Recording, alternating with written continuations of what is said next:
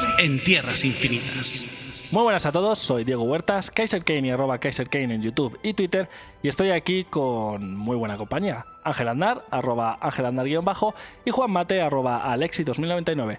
Los tres juntitos y preparados para traeros Fenty, un programa tan bueno que si fuera exclusivo de PlayStation seguirías pudiendo jugarlo en Xbox.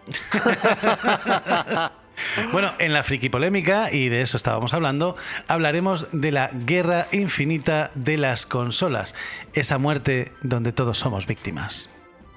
Y en la fricrítica de este programa hablaremos de Jurassic World Dominion, la enésima secuela de la franquicia Jurassic Park. Sin olvidarnos de nuestra particular prueba de conocimientos frikis cinematográficos. Así que ya sabéis, encender vuestros televisores, coged vuestro mando favorito, conectad vuestras consolas y poneros cómodos porque esto es Frikis en Tierras Infinitas y hoy todos somos gamers. ¡Let's play! La frasaca fantasma. Esta vez os traigo una frasaca de una de mis pelis favoritas de todos los tiempos, y no es broma. Atención. ¿Por qué preocuparnos? ¿Solo porque llevamos un pequeño generador nuclear ilegal sobre la espalda?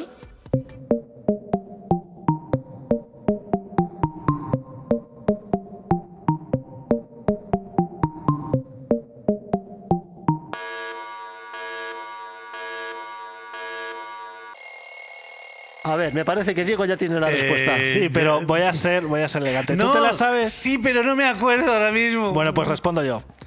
Ta tarara ta ta ta tarara ta ta nina nina nina. ¿A quién vais a llamar? ¡A los cazafantasmas! Efectivamente, la pronuncia el doctor Peter Venkman, joder con el nombrecito, interpretado por Bill Murray en el ascensor cuando acuden al hotel para cazar al que sería muy famoso más tarde, Moquete. Estoy pensando que no hemos conseguido un éxito total en las pruebas de estos aparatos. Creo que la culpa es mía. Y mía. Bueno, no nos preocupemos de eso ahora. ¿Por qué preocuparnos? ¿Solo porque llevamos un pequeño generador nuclear ilegal sobre la espalda? Curiosidad, en ningún momento de la peli le llaman Moquete. No, película de 1984, Los cazafantasmas, ¿no? Sí, cierto es. Gran año. La friki polémica. Hoy vamos a hablar de guerra, concretamente de una que de manera más o menos constante y con algún cambio en los distintos bandos lleva librándose casi medio siglo, ¿no, Zeta? Pues sí, de hecho había pensado empezar por la primera guerra de consolas, pero he dicho que no, paso. Vamos a empezar por donde la guerra se empezó a recrudecer. Digamos que al principio había pequeñas naciones-estado y cada uno formaba parte de la nación-estado que quería, y después esto se convirtió en un estado federalista y al final acabó siendo grandes naciones y terminó por ser imperios. ¿Dónde empezaron los imperios? En los 16 bits. Yo lo siento, pero por mucho que digamos, oh no, que es que los 8 bits... No, la guerra de verdad empezó cuando el cerebro de la bestia se enfrentó a la Genesis o a la Mega Drive, como se llamaba en España, y cuando la mayoría de los juegos eran exclusivos de una u otra consola. Que esto parece que en la época en la que vivimos hoy hablamos del exclusivo de no sé qué, pero es que antes era la norma. O sea, o te comprabas una consola o no podías jugar a una serie importante de juegos. Sí, de hecho, los pocos juegos que están disponibles para ambas consolas en realidad no eran el mismo juego, solían estar desarrollados por distintos estudios. Además tenían, o sea, eran totalmente distintos, eran diferente jugabilidad, diferentes personajes muchas veces, diferente aspecto, pero diferente aspecto de decir, pero ¿qué narices tiene que ver este juego con el que he jugado en la Super NES? Que por ejemplo a los juegos de Parque Jurásico, pero cuando esto no era así y los juegos eran iguales, muchas veces llegaban con años de diferencia. También, sí, por supuesto. O sea, es que era una guerra de verdad. Era o te coges la Mega Drive o te coges la Super NES, y sea lo que elijas, que sepas que esto es lo que vas a tener. Después llegaron los 32 bits, que fue el inicio del 3D en las consolas hasta 1994, cuando Sega lanzó Saturn y Sony lanzó PlayStation. Y en 1996 llegó la Nintendo 64 y esta fue la última vez que Nintendo estuvo tecnológicamente dentro de su generación. Y si alguien me lo quiere discutir, que me lo discuta. No, yo te lo voy a discutir porque estuvo muy dentro de su generación con GameCube. Esa fue la última vez. Perdona, que yo recuerde, la Nintendo 64 y la GameCube eran prácticamente la misma consola. No, la GameCube y la Wii eran prácticamente la misma consola. No, la GameCube y la Wii eran la misma consola. No. Simplemente tenían una jugabilidad diferente. Estás equivocada. De hecho, estás equivocado. La GameCube era más potente que la PlayStation 2. ¿Sí? Sí. Bueno, pero volvamos al tema. Sigamos con el turrón. Este fue el día en que cayó la primera víctima de la guerra. Sí, bueno, de hecho, aquí está la historia. Con la PlayStation se acabó la guerra. O sea, fue la primera consola. La guerra empezaría otra. Fue la primera consola que vendió 100 millones de unidades y llegó a contar con más de 8.000 juegos. Esta fue la PlayStation 1, ¿vale? En la sexta generación de consolas. Y ojo que parece que estamos hablando de la tercera y no, estamos hablando de la sexta generación de consolas. Ocurrió esto, os va a encantar.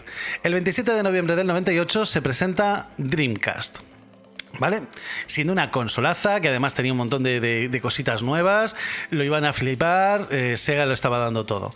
El 4 de marzo de ese mismo año llega a Japón la PlayStation 2. Que fue rompedor. De hecho, fue rompedora por otras cosas que nada tienen que ver con una videoconsola, que es que los rusos, por ejemplo, y mucha gente se dedicaban a desmontar aquella máquina para convertirla en un maravilloso ordenador de sobremesa.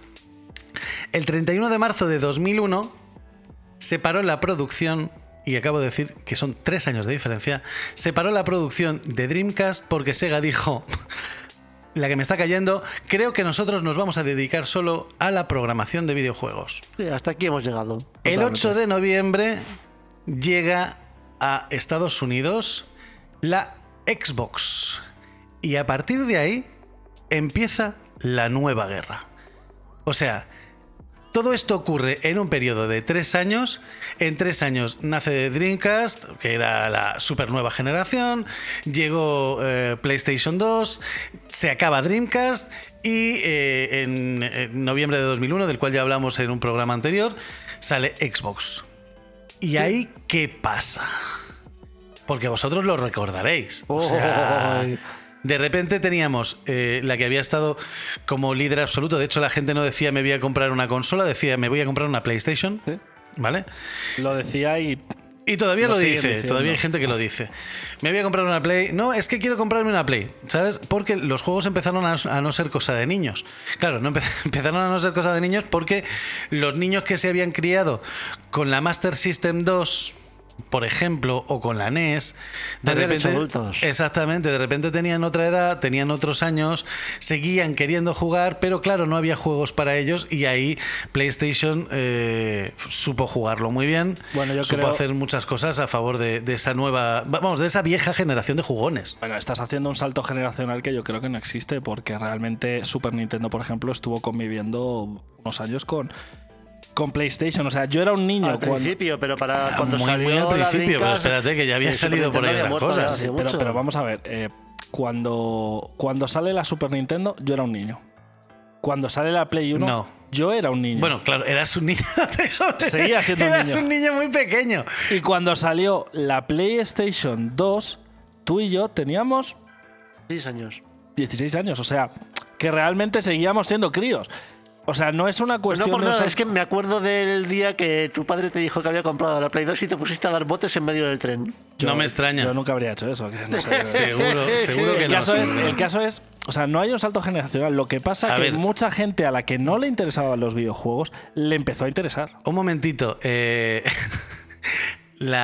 cerebro de la bestia se presentó en 1990. Sí, eras un niño. ¿Qué años tenías en 1990? 6 años. Pues eso, no eras un niño, eras un pitufo, ¿sabes? O sea, ahí está la diferencia. En el 91 ya estaba en Estados Unidos, en el 92 estaba en todo el puñetero mundo. Claro, pero ¿sabes? Aquí no llega el cerebro de la bestia hasta que yo tengo 8 años. Yo la tuve, en el 92. Yo la tuve con 12 años, creo. Claro, pero ahí está la historia. Pero después vino PlayStation, que habían pasado muchos años desde que se presentó la Super Famicom, vamos, la Super NES. ¿En qué año sale PlayStation? Te lo he dicho hace un momento. En el 96. En el 96, sí, exactamente. En el 96. Ya habían pasado años, ¿eh? Sí, pero yo tenía 12 años, o sea, pasé de 6 a 12, que no es tanta que seguía siendo un niño, estamos de acuerdo. O sea, no estamos hablando, no, yo es que jugaba videojuegos. Volvamos al tema, por favor. Yo jugaba videojuegos con 10 años y ahora con 32 me sale a Play. No era ese rollo. Al final seguía siendo gente sin su propio poder adquisitivo para comprar. La diferencia la marcó toda esa gente que dijo, pues me voy a comprar una Play porque tienes juegos que sí que me interesan. De hecho, la gracia, y era por lo que yo os nombraba la Play 2 como guerra, es que la Play 2 sí tenía ese catálogo de juegos, entre comillas, más adulto. En comparación De con todas la maneras, Super NES gran parte o de- la PlayStation 1, que tenía un catálogo ahí más mixto. ¿Vale? Bueno, pero yo creo que gran parte del éxito de la Bueno, PlayStation... ¿qué cojones? ¿Cómo no voy a tener fue un que catálogo mixto fue si que tenía 8.000 los juegos de juegos? fútbol, sobre todo los FIFA, evolucionaron muchísimo y se hicieron mucho más divertidos de lo que solían ser.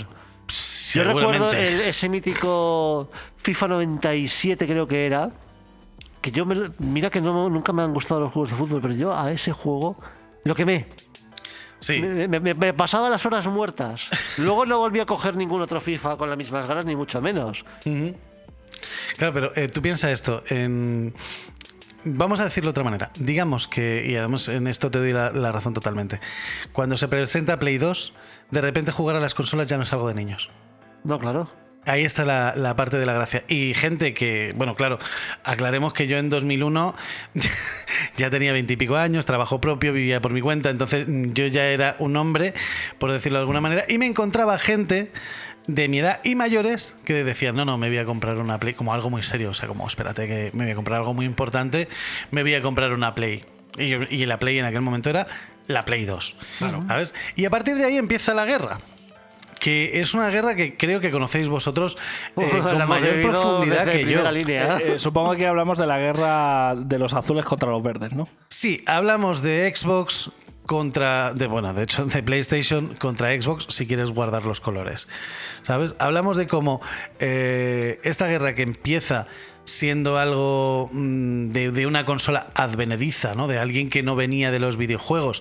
O sea, PlayStation estaba en su segunda generación de consolas, habían salido en chorropotoscientas consolas antes, contando con todas las Segas, las NES y tal, y de repente llega Xbox y le planta cara, entre comillas, porque le planta cara, económicamente están muy por debajo, en ventas de números al principio están muy por debajo, ¿sabes? Sí, pero sin las comillas, porque Xbox consigue quitarle un trozo del pastel muy importante, que Ahí es está la Estados gracia. Unidos. O sea, en Estados Unidos se empieza a vender muchísimo Xbox. No sé por qué, seguramente vosotros conocéis la razón. Pues porque fue una apuesta muy muy fuerte por parte de Microsoft. De hecho, se presentó en el E3 o en el CES de Las Vegas o algo así. Tuvo muchísima presencia mediática en Estados Unidos y al final... Se presentó en el E3, lo hablamos hace 2 o 3 programas, cuando presentan Halo. Exacto, exactamente. Y aparte de eso, pues igual que los japoneses son muy de no, lo mío... Lo primero, los americanos también. También. O sea, los americanos tienen esa forma de operar que es lo de fuera, voy a ser receloso, pero si algo me funciona, lo absorbo. Pero al final siempre tiene siendo lo local. América. Claro que sí, así que evidentemente. Y también porque, ¿por qué no decirlo? Fue una apuesta muy grande. Se cogieron muchos juegos exclusivos que eran muy revolucionarios. Fue Bueno, es de que calle la consola más potente. hemos de estado este año. hablando Sí. muy largo y tendido de la revolución que fue Halo, pero es que se nos olvida que también estuvieron los FIAR. ¿Cómo se llamaba No, esta pero, nueva...? pero los FIAR ya llegaron después. En Xbox 360. ¿Cómo se llamaba esta franquicia de juegos de coches? Forza. No. Forza es la actual, la anterior fue Project Gotham Racing. No, Project no, Gotham. pero Forza ya está en la primera. Sí, pero primero fue Sí, Project pero Gotham salió más Racing. tarde. Sí. Vamos, que salieron un montón de juegos que al menos visualmente eran mejores que los que tenía Play 2 en aquel momento. Un ejemplo clarísimo era el propio Splinter Cell, que eran dos versiones totalmente distintas, la de Xbox, que era una potencia gráfica visual lo que tenía ese juego y un juego Era de una luces y maravilla. demás, y luego en PlayStation era como, bueno, se juega igual, pero no Pero se no ve tiene ni nada que ver. parecido. De hecho es muy triste porque la versión más completa es la de Play, porque salió después y le añadieron unos cuantos niveles. Pero es que yo primero jugué la de Play y luego jugué la de Xbox y es que visualmente se meaba. Era como, mira, quedaos con vuestros niveles extra, quedaos con vuestra intro CGI, que no tenía la versión de Xbox, pero es que esto se ve de maravilla. Claro, es que al final vamos a decir que la Xbox sí que era el cerebro de la bestia, ¿sabes? O sea, la Xbox cuando salió es un pedazo de bicho enorme, caro entre comillas, porque ya estas consolas ninguna ya es barata, ¿sabes? O sea, ya son bichos caros y bichos que, claro, por eso era una cosa de adultos, porque tenías que tener un sueldo para poder pagarte eso. Que costaban un sueldo. Yo me acuerdo que básicamente. la Play valía la Play 1 cuando salió valía 100 y pico mil pelas. Sí. Esperar, entonces era una pasta. Bueno, sí, yo era un recuerdo las sueldo. dos, creo que eran 75.000. No, costaría un poco más caro cuando salió. Y la Play 3 salió valiendo 600 eurazos. Es La una Play locura. 3. Es que ya fue una locura. Para que os hagáis una idea, la Xbox One salió valiendo 500 con el Kinect y la PlayStation 4, que salieron a la vez, salió valiendo 400. Las consolas actuales de lanzamiento, su precio es la Xbox Series X 500 y la PlayStation 5 con lector 500. Y la Play 3 salió valiendo 600 euracos. También es que se presentó en otro tiempo, ¿eh? O sea, Sí. recordemos que esto se presenta, la Play 3 se presenta en 2004, sale a la venta en 2004 y estábamos ahí todos on fire, ¿sabes? O sea, Sí, también esto pasa un poco porque si PlayStation 1 vendió mucho, PlayStation 2 vendió, no sé si el triple, pero el doble yo creo que sí. PlayStation 2 vendió muchísimo y aunque Xbox le quitó parte del pastel fue mucho después de la Pero también generación. hay que tener en cuenta que hubo la evolución, porque sí, con PlayStation 1 y con la Xbox empezaron a haber juegos más de adultos, pero eso ya la explosión de eso vino en la generación de la Play 2. Y gran Sí, parte de sí, las sí, ventas sí, de Play sí. 2 vinieron precisamente de eso. La de Xbox- que cada vez más jugadores adultos se unían a Claro. La Xbox es de la generación de Play 2, no de Play 1. sí, no, es de la generación de Play 2, de hecho lo hemos dicho antes, y cuando sale Play 3, os acabo de decir que es en 2004, pues la 360 sale 2 años después. No. En 2006 llega a España. La Xbox salió como un año antes que la Play 3. En No, eso fue la 2006 4. llega a España la Xbox 360. ¿Y la Play 3? La Play 3 creo que os he dicho que era 2004, si mal Pues no ya te recuerdo. digo yo que salió después. No, yo recuerdo que le dieron demasiado tiempo a Microsoft para comerse el mercado. Claro, a ver, ¿A ese fue- Microsoft o a Sony? No, a No, Microsoft. a ver, Sony primero- se confió. En 2004, el 24 de diciembre de 2004, os estoy diciendo, se presenta la Play 3. Pero no se lanzó Pero en no se lanzó. 2004. La Xbox 360 salió a la venta un año antes que la PlayStation 3. Sí. Vale, yo los datos que tengo no son esos, pero vale, no voy a entrar en esa No, es historia. que me acuerdo perfectamente que fue alucinante cómo les dieron tantísimo tiempo de ventaja y luego la Play 3 no llegó a remontar. Ahí De fue hecho, el- es verdad. Acabé Fue el de momento darme- de... Sony se confió tantísimo de lo que había vendido con la Play 1 y Play 2. Es verdad, perdón, lo cojo y lo corrijo. Llegó a España en 2007. Ah, eso me suena. 2007 llegó a España, o sea, 3 años después. Que ya es tardecito, ¿eh? O sea, Es que Sony debería haber aprendido de sus propias lecciones, de cómo no te puedes dormir en ese mercado, porque si ellos le quitaron el... Bueno, de hecho, ellos acabaron con toda la competencia de empresas que llevaban allí décadas, Sony, Nintendo, Nintendo no lleva décadas. siglos. Exactamente, Nintendo es una Nintendo empresa es de del los 1800. 1800 y pico, sí, Bueno, sí. pero si vamos a hablar de guerra, no vamos a meter a Nintendo porque actualmente es que estos no están en guerra. O sea, estos No. están por encima, están como en otra dimensión. Nintendo es la típica nación independiente, o sea, es un Suiza de las consolas. Pero no es Suiza porque Suiza es como, bueno, yo me voy a mantener en medio, no vaya a ser que me No, en me dé la realidad hostia. esto es el Disney World independiente. Yo me voy a mantener por encima de estos porque como me meta les voy a hostiar a los dos, básicamente porque lleva vendiendo mucho más que las otras dos bastante tiempo. Y no necesita hacer más. No. O sea, la estrategia de Nintendo ha sido: yo hago juegos para otro público, yo sigo haciendo juegos para niños, que es el único, si os dais cuenta, es la única consola que sigue pensando en vamos a hacer juegos familiares. Que no digo que no haya juegos familiares en las otras consolas. muy poquitos en Ojo, comparación. Pero vamos, nada que ver. O sea, nada que ver. Ni tampoco es que todos los juegos de las consolas de Nintendo sean familiares, No, pero ni sí que muchísimo menos. o sea, Nintendo se ha sabido distinguir en plan, no podemos competir tecnológicamente, pues vamos a competir con nuestra creatividad y nuestro talento y haciendo cosas que los otros no puedan hacer. Que nos cueste más barato, que nos dé más beneficios y ese ha sido su secreto. Que no Mientras- pueden o que no quieren. que no quieren. Bueno, no pueden porque perdieron muchísima pasta, muchísima, con Nintendo 64, que fue una súper inversión para sacarla adelante. Recordar que se juntaron con sí. Silicon Graphics y tal. Sí.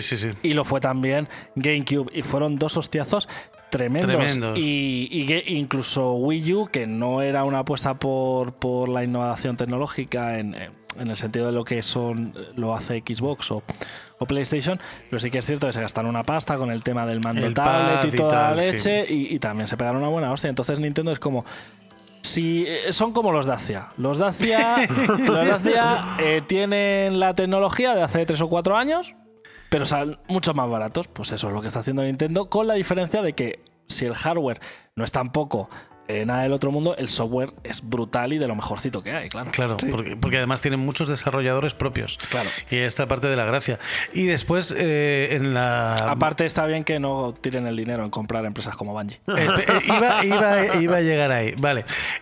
Vamos a hacer un pequeño repaso anterior y es el programa de juego online de ambas consolas. Por favor, hablemos de eso.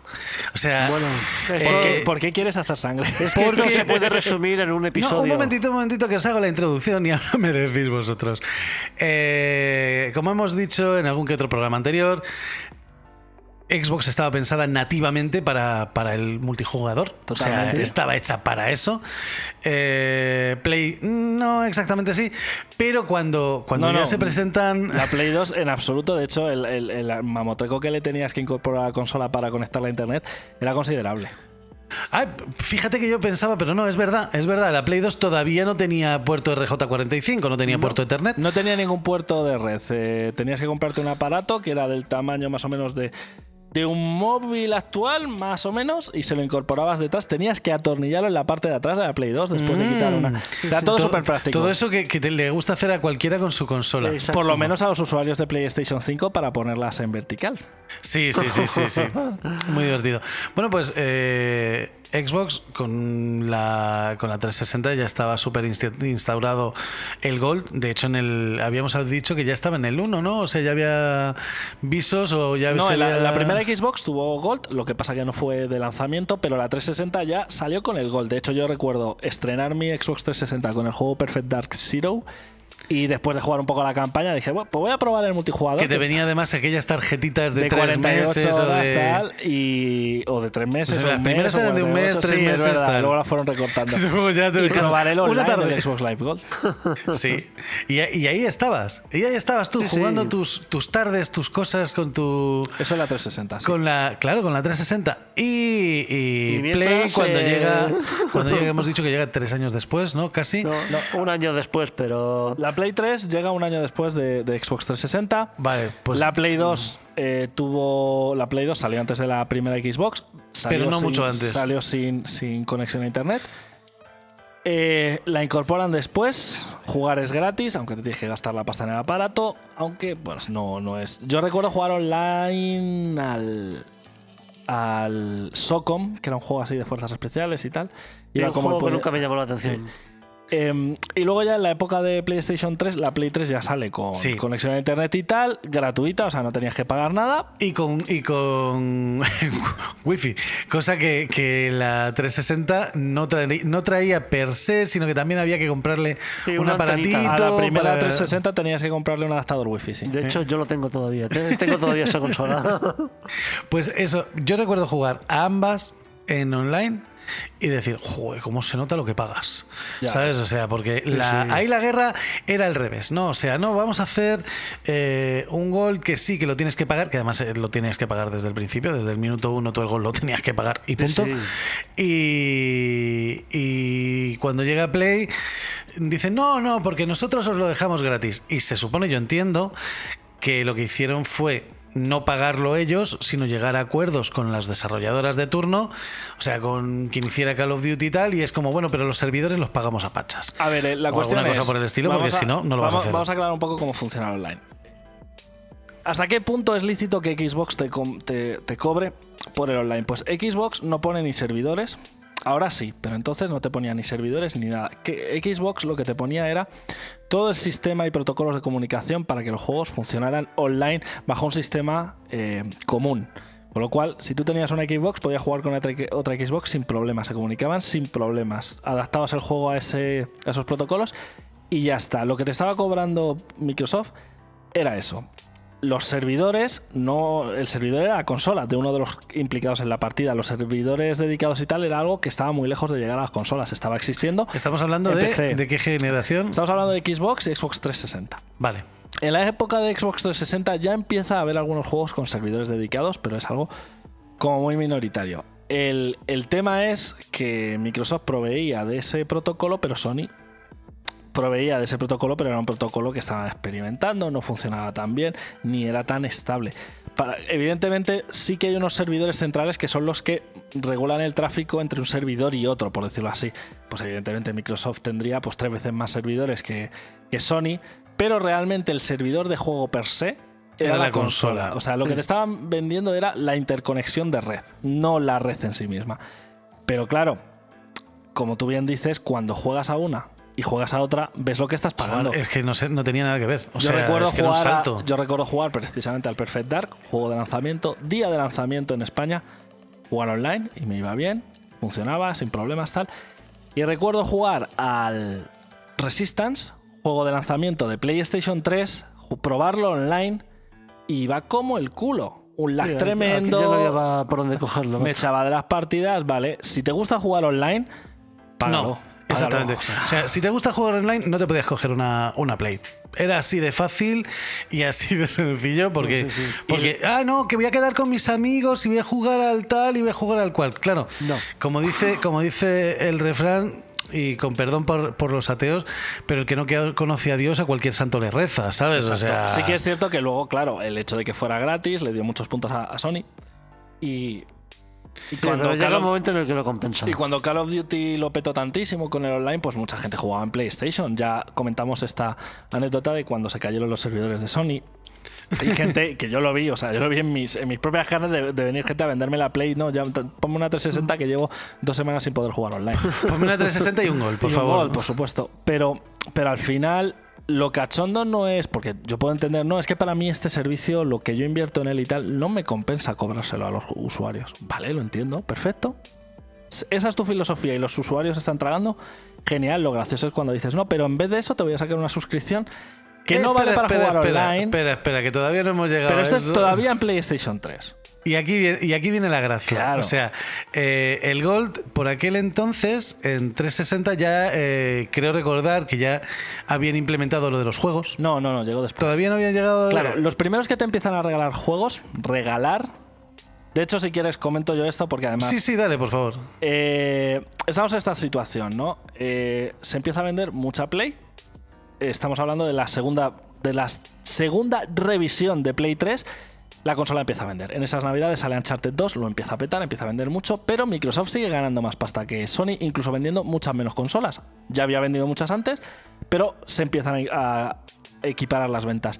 Pero Microsoft sigue ganando mucha más pasta porque todos los meses está cobrando el Gold. Sí. Y Sony dice, tenemos que cobrar esto, pero no podemos cobrar por el online, porque no tiene sentido. Y porque tenemos un montón de gente a la que le hemos dicho, no, si nosotros no te vamos a cobrar por esto. Exacto, entonces sacaron el PlayStation Plus, que básicamente era una suscripción que te hacía un jugador VIP dentro de PlayStation. Entonces, a cambio de esa suscripción, te regalaban una serie de juegos cada mes. No recuerdo si eran 5 juegos, eran 2 para PSP, 2 para Play 3, algo así, ¿no? Y en realidad no te los regalaban, te los prestaban. En realidad eran tuyos siempre y cuando no dieras de baja la suscripción a PlayStation Plus. ¿Vale? Básicamente. En el momento en el que los dieras de baja, ellos se reservaban el derecho, y de hecho te lo ponía cuando te dabas de alta y tal, tenías que leértelo, de quitártelos de tu cuenta y ya no los podías volver a descargar. Aunque te volvieras a dar de alta, los perdías. ¿En serio? Mientras que, y Xbox dice, pues esto nos está haciendo daño, entonces vamos a implementar dentro de la suscripción Gold, vamos a regalar juegos, pero los vamos a regalar de verdad. Y Microsoft empezó a regalar los juegos en 360, ¿vale? Porque luego en Xbox One funciona igual que en PlayStation 3. Sí, pero en 360, por eso estaba yo pensando, yo recuerdo que en 360 ya te regalaba pero juegos. Primero lo hizo Sony. Y luego Microsoft lo implementó dentro de su suscripción Gold. De hecho, al principio era como un poco farragoso reclamar los juegos y tal, que me acuerdo. Entonces, ¿se equipararon? No se equipararon porque Xbox te seguía cobrando por el online y en PlayStation estaban cobrándote por regalarte juegos que en realidad no te estaban regalando, pero el online era gratis. Y aquí hay una cosa graciosa, y es que obviamente el online de Xbox sigue funcionando mejor, sí, ¿sabes? Pero aquí está una de las claves en el momento en el que entramos en la siguiente generación. Pero aquí están los preámbulos, ¿no? Que es cuando los usuarios, los llamados Sonyers, que no es que sean usuarios de PlayStation, porque a lo mejor ni tienen la Play, pero es gente que defiende a capa y espada a PlayStation, aunque sea sin ningún motivo, y te sueltan cosas como, es que es de idiotas pagar por el online. Yo es que en la vida jamás voy a pagar por el online y por eso juego a Call of Duty en PlayStation. Ya, Vale, claro. y eso es lo que se decía en aquel momento. Sí. Ahora si quieres puedes continuar y luego hablamos del Zasca. Bueno, la gracia estaba, y esto volvemos otra vez a lo que decíamos hace una semana en otro episodio del tema empresarial. Si algo ha sabido hacer Microsoft desde el principio es hacer pasta. No sabían hacer un sistema operativo, pero venden un sistema operativo sin tenerlo siquiera. ¿Vale? Esto fue así. No, que vamos a coger, espérate que te voy a dar un servicio de ofimática para tu ordenador y entre tanto te cojo y te fusilo el Windows, que era el Mac OS. No, es que nos cogemos y nos vamos a Xerox y robamos el sistema del ratón. Microsoft siempre ha sabido hacer pasta. Esto para bien y para mal, porque ha habido otras cosas que se las han dejado ahí por en medio. Pero, obviamente, si algo tenían claro, y esto es ahora entenderéis por qué os lo estoy diciendo, es que si tú cobras todos los meses por algo, estás ganando dinero. Si tú cobras una vez por algo, solo ganas dinero esa vez. Claro. Claro, que ahí está la gracia. O sea, yo te puedo vender un ordenador. Sí, te puedo vender un ordenador, pero te puedo vender 20 sistemas operativos para ese ordenador. Y cada vez que compres un sistema operativo, me lo pagas. ¿Vale? Básicamente. Que ha sido lo que ha hecho Microsoft desde el principio. Pues esto es un poco la misma teoría. No te preocupes que yo te doy el Gold. Y con el Gold, eso es un goteo que está siguiendo mes a mes. PlayStation te vende una consola, se llevará una parte de los acuerdos que tenga con los fabricantes de juegos, porque para eso están fabricando juegos para su consola. Aproximadamente un 30% de los beneficios de cada juego. De cada juego se los lleva el fabricante, tanto en uno como en otro. Tanto en uno como en otro como en otro. Vale, es que al final eso no deja de ser la marca editorial. De hecho, en PC ahí, bueno, estaba. Ahora ya no tanto, no se habla tanto, pero hace un par de años se hablaba muchísimo porque Steam cobra ese mismo 30%. Uh-huh. Y Google también y Apple también, pero de repente llega Epic Games y dice, no, pues yo voy a cobrar el 15%. A eso se le llama reventar el mercado. Y se reventó el mercado, básicamente, y bueno, pues está trayendo bastante cola. Bueno, y ahora te dejo seguir con estaban ahí los Sonyers todos felices todos dignos, ¿no? Diciendo yo no voy a pagar por el Gold. Yo recuerdo nuestras discusiones hace muchos años sobre qué consola era mejor y cuál iba mejor, cuando tú tenías las dos en aquel momento. Sí. Bueno, tenías las tres, de hecho, en algún que otro momento, pero... Sí, yo, salvo esta generación, que todavía no tengo ninguna, todas las anteriores he intentado tener todas. Bueno, pasan muchas cosas con el nacimiento de la siguiente generación. Hablamos de la generación de Xbox One y PlayStation 4 y Wii U, entre comillas. Bueno, ya estaban ahí intergeneracionales los de Nintendo, pero bueno. En lo que nos ocupa, que son los verdes y los azules, sale la Xbox, se anuncia la Xbox One. Aquí es que hay mucho de lo que hablar y es totalmente sobre la guerra, ¿no? Porque Microsoft, puedes decir lo que quieras de ellos, pero presentaron su consola como había que presentarla, en plan, esto es lo que hay, si os gusta bien, si no, es pues lo que nada, hay. Exactamente. Hicieron una presentación de lo que es la consola, no hablaron prácticamente de juegos. Estamos hablando de la 360. No, de la One. Vale, ya estamos hablando de la One, vale.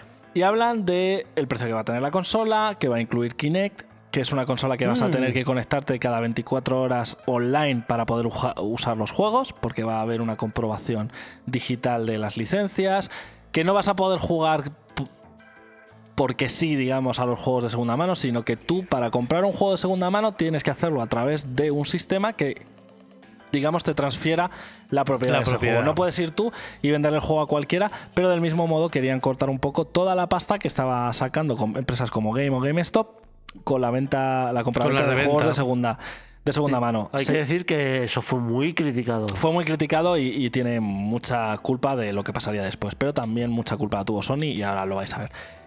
Básicamente se iba a combatir un poco la segunda mano. A cambio, una Xbox iba a dar acceso a 10 usuarios a cada juego, o sea, a la vez. ¿Vale? Sí, con lo cual no era todo tan malo, pero bueno. Y se iba a intentar potenciar muchísimo el mercado digital, que entonces la gente estaba como, no, yo nunca voy a comprar juegos digitales, va a ser todo físico porque estoy comprando humo, bla, bla, bla, bla. El caso es que luego llega Sony, anuncia su consola y es: esta es mi consola y puedo hacer esto. Precio, no lo sé. Lanzamiento, no lo sé. El mando, no lo sé. El tema del online, no lo sé. El tema de los juegos de segunda mano, no lo sé. No dijo nada, cero. El tema de todo esto de la segunda mano se fue rumoreando durante más de un año. Salió el rumor de que Sony estaba trabajando en ello, de un sistema para que los juegos de segunda mano no funcionaran tal cual, vamos, lo que iba a implementar Microsoft. Se habló también unos meses después de que lo iba a hacer Microsoft, pero eran todos rumores. Pero Microsoft lo anunció y dijo: esto es lo que hay. Y Sony no dijo nada. Llega el E3, Microsoft llega con unas críticas sobre su consola que te cagas, es el momento de hablar de juegos, pero la gente estaba soltando basura contra la consola constantemente. Y Sony llega y hace el ejercicio de troleo más grande que he visto nunca jamás en una compañía. Me parece más grave que incluso cuando Microsoft se llevó por la mano a Halo después de que lo anunciara Desde que lo anunciara Apple. Y es que llega Sony y hace humor de lo que había anunciado Microsoft, diciendo: no, nosotros vas a poder jugar a los juegos de segunda mano sin ningún problema y tal. A ver, yo siempre lo he entendido como que ambas compañías lo iban a hacer, pero una fue más lista y esperó a que la otra lo anunciara y respondiera a la gente. Sí, para que le cayeran las hostias a los otros. Vamos, Así que queda para testear las aguas. Así que si lo hubieran hecho los dos no habría pasado nada. La gente se habría quejado, pero es que es lo que hay, son lentejas. Pero Sony se aprovechó y dijo: pues nosotros no lo vamos a hacer. Pues ya está. Pues ahí ganaron el comienzo de la generación. Sí, también es que yo creo que no se esperaban que la reacción tan visceral sí, que hubo. Pero es que sentó muy, muy mal. Así que en esa presentación Sony efectivamente habló de juegos, habló del tema de uso de juegos de segunda mano y tal, pero ¿sabéis de lo que no habló? Del juego online. Ni a favor ni en contra sobre cobrar o no cobrar. Y fue más tarde, cuando ya todo el mundo estaba súper seguro de que se iba a comprar una PlayStation 4, que dijo: por cierto, así un detalle sin importancia, vuelve la suscripción PlayStation Plus. Es lo mismo de siempre, solo que ahora si quieres jugar online la tienes que pagar. Exactamente. Y los usuarios de Sony, que al final esta es la clave, la guerra no la hacen las consolas en sí. No, por supuesto. La hacen los usuarios que caen en ello. Dijeron: no, pues claro, ¿cómo no vamos a pagar el online si es una maravilla? A mí siempre me ha hecho gracia cómo los usuarios, el cliente, se cree que las empresas son sus amigos. Sí.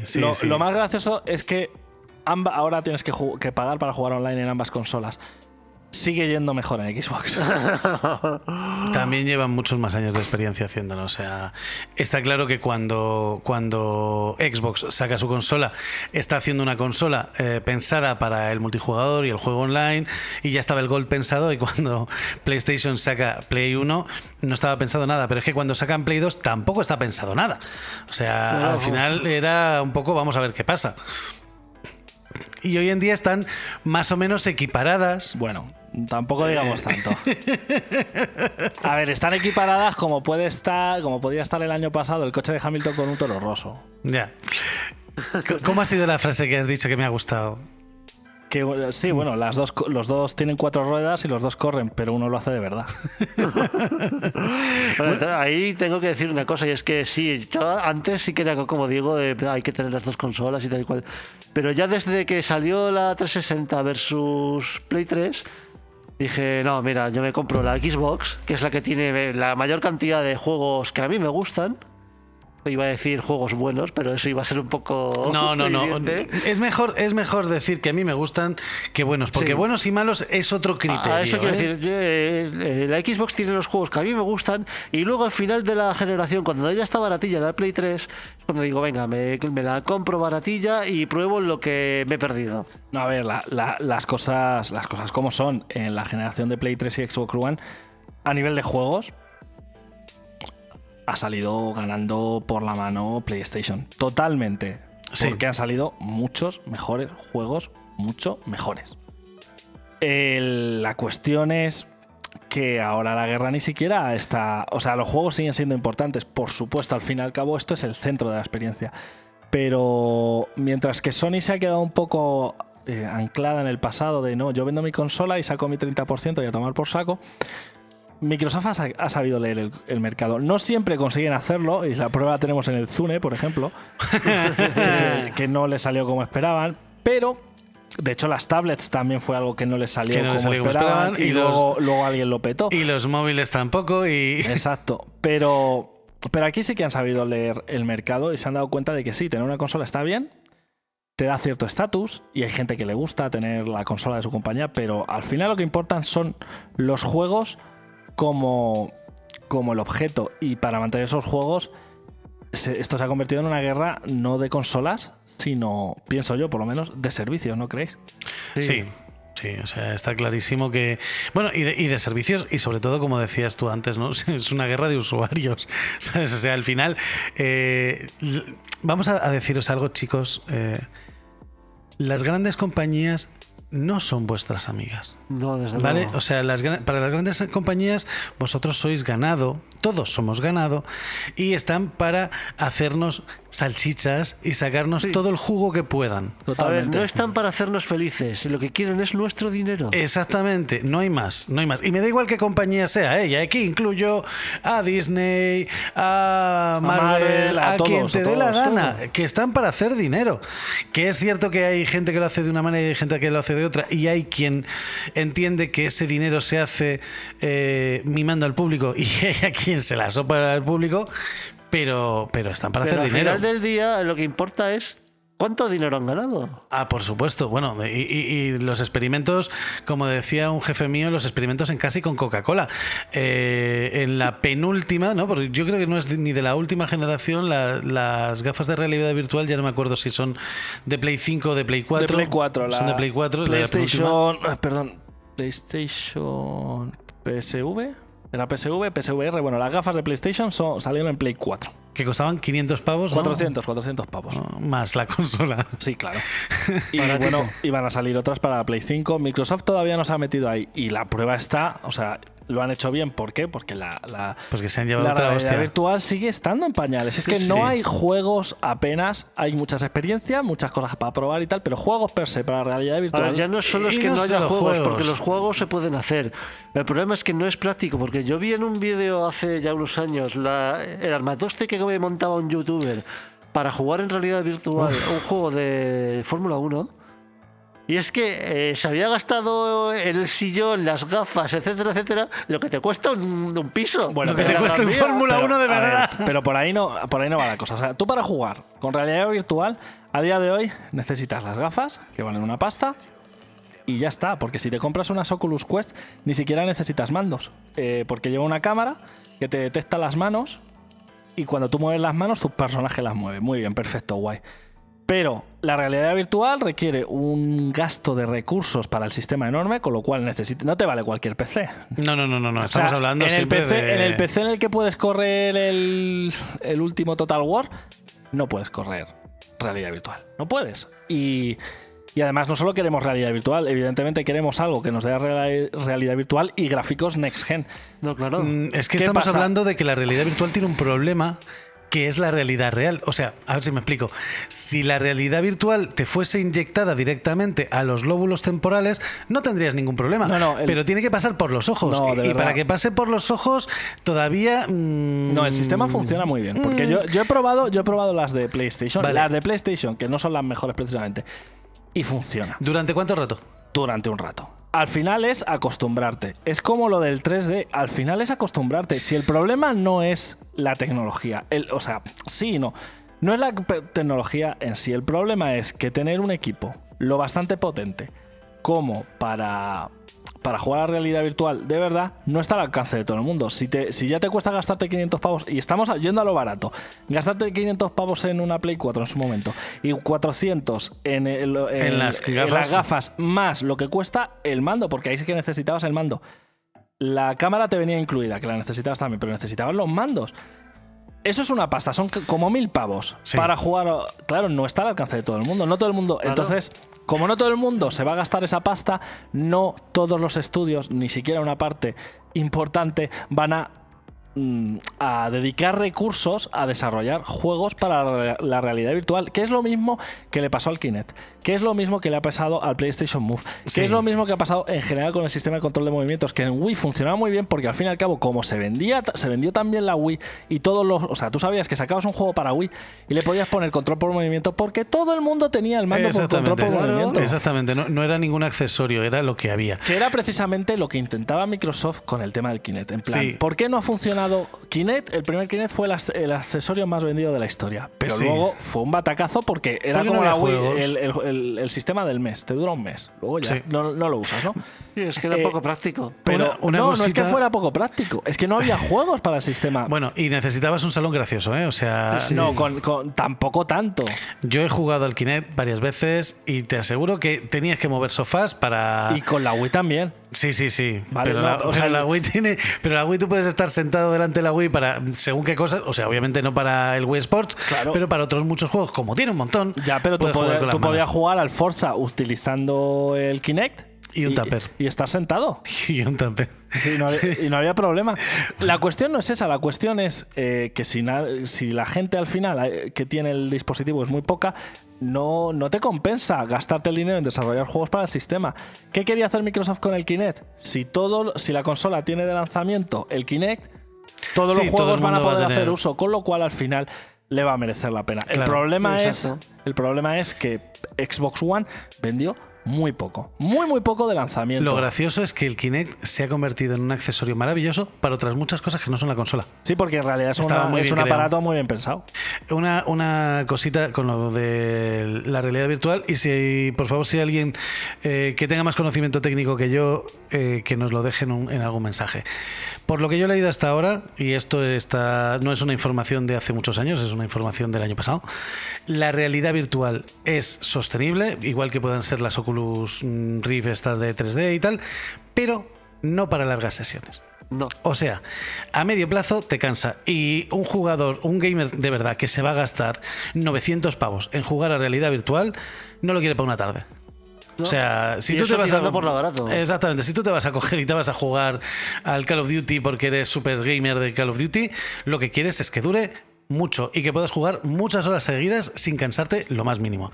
Y eso a día de hoy todavía, que yo sepa, y ya te digo que si viene alguien que haya hecho algún estudio nuevo que me lo diga, que yo sepa, está todavía verde. No, ya no es solo eso, ya no es solo que te canses, es que además las baterías no dan para más. Pero si es que el problema ni siquiera es ese, porque al final la gente se lo compra en plan, bueno, pues yo quiero probar esto porque es lo nuevo y Sí. tal, y lo de que no lo puedas mantener en sesiones largas o más cortas o lo que sea, lo vas a descubrir después. El problema Claro. es toda esa gente que sin saber si va a poder jugar más o menos tiempo, pensando que va a ser igual que jugar en la tele, esa gente no se compra gafas de realidad virtual porque cuestan una pasta. Claro. Ese es el problema. O sea, la base es eso. Hay una barrera económica muy grande para el usuario y una barrera de parque de dispositivos vendidos muy grande para el desarrollador. Bueno, y ahora vamos a terminar con las 3-4 curiosidades del final.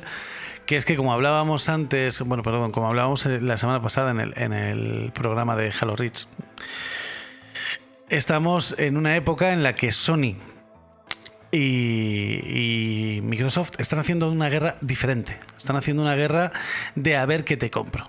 Lo último que ha pasado ha sido que Microsoft ha comprado Bethesda, ¿no? Bethesda no, Bethesda fue Activision. anterior, Activision Blizzard. Eso, Activision Blizzard. A pesar de que estaban ahí en un momento de capa caída, de hecho lo han comprado precisamente por eso, porque como tenían otra serie de problemas que nada tienen que ver con los juegos y mucho tienen que ver con el machismo y otras actitudes de los directivos y no tan directivos, les ha salido relativamente barato comprar esto. Activision Blizzard, que es una casa enorme y que tiene un montón de estudios, creo que son 7 estudios en total. Corrígeme si me equivoco. No, son más. 7 es Bethesda. Ah, vale, pues estoy mezclando Ah, yo los Bethesda, datos. Bethesda es como un equipo de segunda B en comparación con Activision en tamaño. O sea, ten en cuenta que hay 3 estudios. 3 estudios solo para Call of Duty. 3 estudios, para que lo Solo para Madre Call of mía, Duty. qué Está burrada. Sledgehammer Games, Infinity Ward y Treyarch. Bueno, y ahora Sony ha dicho, espérate que voy a hacer un golpe de efecto. Voy a dar un golpe en la mesa. Y me he gastado 3.600 millones en comprar Bungie, se me iba ya el nombre. 3.600 millones en comprar Bungie, Bungie sin Halo y Bungie sin exclusividad de los juegos que tiene Bungie hasta ahora, que quiere decir que es 3.600 millones a empezar a rentabilizar, echábamos cuentas antes, dentro de 2 años. A empezar a rentabilizar, no digo a ser rentables. Tan pronto como se confirme la compra y todo y los ingresos de Bungie sean los de Sony, empezarán a rentabilizar, porque Bungie recibe, al tener un juego que vive mucho de los micropagos y tal, va a empezar a recibir dinero muy pronto. El problema es... No tanto, porque sigue siendo un free to play. Pero que son 3.600 millones. No, esa es la trampa. El Destiny no es exactamente un free to play. Tú puedes jugar free to play, pero es como si tú te dicen, no, mira, te doy un coche gratis, pero no le puedes echar gasolina. Claro. Lo que te dure te ha durado. Pues más o menos eso es el Destiny free to play. O sea, estamos en un momento en el que las grandes compañías, Sony ha hecho Microsoft ha hecho un movimiento muy inteligente y ha comprado una compañía muy grande, relativamente barata, porque estaban en horas bajas, porque sus escándalos internos. Exactamente, porque tenía una serie de escándalos internos, y mientras tanto Sony ha comprado una compañía que le había parecido cara a Microsoft, volverla al territorio padre. Microsoft que encima por sabe de lo que va. Por 1.000 millones menos. Sí, pero Microsoft encima sabiendo de qué palo van, porque han estado en su seno. Sí, o sea, que es que han nacido con ellos, vamos, o sea, que casi, sí. Que exactamente, no, casi no, o sea, tú piensas que están prácticamente desde el día 1, vamos, prácticamente no, es que Halo sale de Bungie y Halo sale con la Xbox. Sí, pero me refiero, Bungie ya había existido 10 años antes de ser comprado por Bungie ya había Microsoft, existido, pero claro, pero nacen con Microsoft. O sea, nace Microsoft con Bungie, o sea, que les conocen desde Xbox con Bungie. Exactamente, les conocen desde el principio de las consolas. Y ahora estos pagan 1.000 millones más. 1.000 millones más, que estamos hablando de que es casi un tercio de lo que costó. Que yo hay meses que no lo gano, ¿eh? Sí, ni yo que no lo veo juntos, ¿sabes? O sea, de esto que dices, ay, que tengo en el bolsillo, ¿tendré 1.000 millones o no los tendré? ¿Salgo a tomarme una cerveza o no? Pues así. Y ahora nos encontramos con que hay un movimiento fan, que esto es el rollo fanboy exageradísimo, yo creo que con esto vamos a terminar, de gente defendiendo esta jugada. ¿Vosotros qué opináis? Pues es que y con esto cerramos. Hay mucha gente que confunde el que las empresas quieran tu dinero con que son tus amigos. Y que tienes que apoyarles y quererles. Exacto. Incondicionalmente. Y por lo tanto, hay algo que caracteriza al ser humano, y es que no le gusta estar equivocado. Y va a defender su bando a muerte, en este caso Sony o Microsoft, sin importarle un pepino hasta dónde se estén metiendo en el agujero. No, pero fíjate hasta qué punto llega la estupidez del integrismo, porque ese integrismo es el llevarlo al extremo, ¿no? De decir, no, es que ahora... O sea, después de llevarse décadas tirando mierda contra Halo, decir, es que los mejores juegos de Bungie son los Halo, que son de Microsoft. Y de ahí nace el, anda, que ahora Microsoft, o sea, que ahora Halo llega a PlayStation. No, sí. Vamos a ver. No, Halo no llega a PlayStation. O sea, mira, alguien que solo ve el mundo en blanco y negro es miope o idiota. Y solo alguien idiota puede pensar que una IP tan importante como Microsoft, es que por poco que sepas del mundo de los videojuegos, lo sabes, va a llegar a PlayStation. Vamos a ver, no va a llegar jamás. Y encima ya lo dijimos en su día, es que no es la misma Bungie que desarrolló los Halos, porque gran parte de la Bungie que desarrolló los Halos se quedó en Microsoft. Exactamente. Es que además estamos yendo otra vez a un mundo en el que los juegos multiplataforma van a desaparecer. Pues sí. No, multiplataforma no. El problema es que todo va a ser multiplataforma, incluso los exclusivos de Xbox son multiplataforma. Claro, la historia será cómo veremos esto en el futuro. De todas maneras, esta guerra todavía está abierta. Hay mucha sangre por derramar y esperamos no vernos nunca metidos en medio de ninguna discusión idiota. Por ahora, continuamos. Si llega el fin del mundo, yo quiero tener un libro. En 2019, en plena pandemia y confinamiento, se publicó el único libro que necesitas para sobrevivir hasta 2030. ¿Qué hacer cuando llega el fin del mundo en 12 fáciles pasos?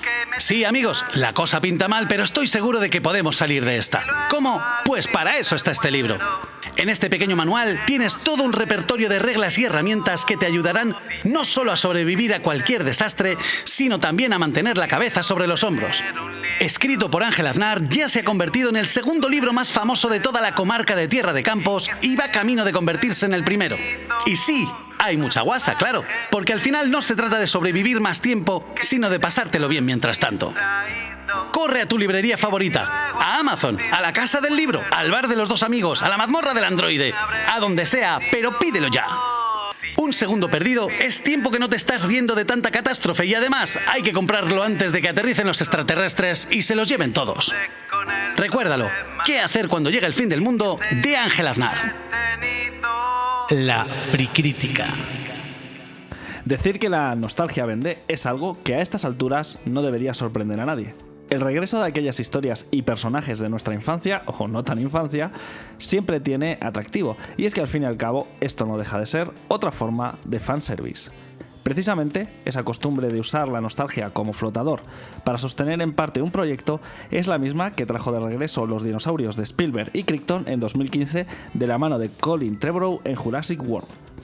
Fue la misma que propició la decepcionante Jurassic World, El Reino Caído de J. Bayona en 2018 y la misma que este verano nos ha traído Jurassic World Dominion, esta vez con una ración cuádruple de nostalgia y la intención de dar un cierre a la saga, y es precisamente de esta película de la que voy a hablaros en esta Free Crítica.